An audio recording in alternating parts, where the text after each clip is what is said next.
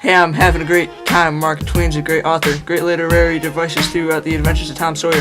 I only had to give Tom a tick for him to let me do this rap. Looks like I win. Tom, get back here and do your own project.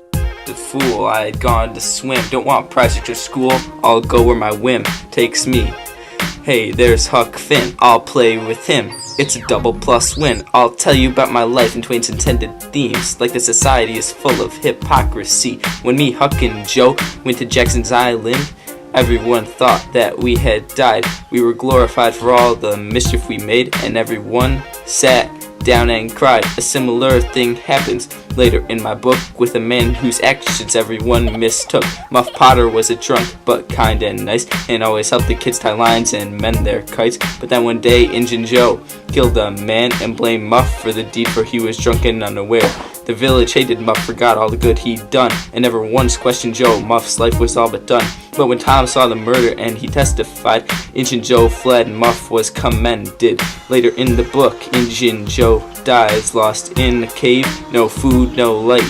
He'd never shown regret for what he'd done, even tried to kill Tom. And although the village did hate him when he was dead, some wanted to look past his actions. I was in the cave too, but I escaped and I did come back from Jackson's Island. I see now that separation from society lets you truly be free to mature, because society binds you and can often blind you. It's not always kind to you. Jump forward in time to Huck's journey, helping a slave Jim escape from his master in Missouri. Floating down the river with my boy Jim, with no one in charge, we're truly living. No one to tell us what's wrong or right. The river is the only thing keeping us tight. Floating in a canoe makes one think.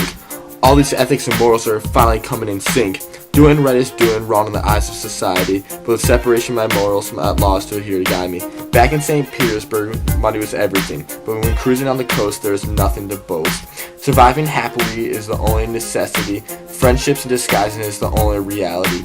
Now that society is not here to blind me, I see that Jim is just a person of love and family. Something I never had before this journey, until I gained this newfound maturity. Manipulating is how I found my way. It's something that helped me to get away.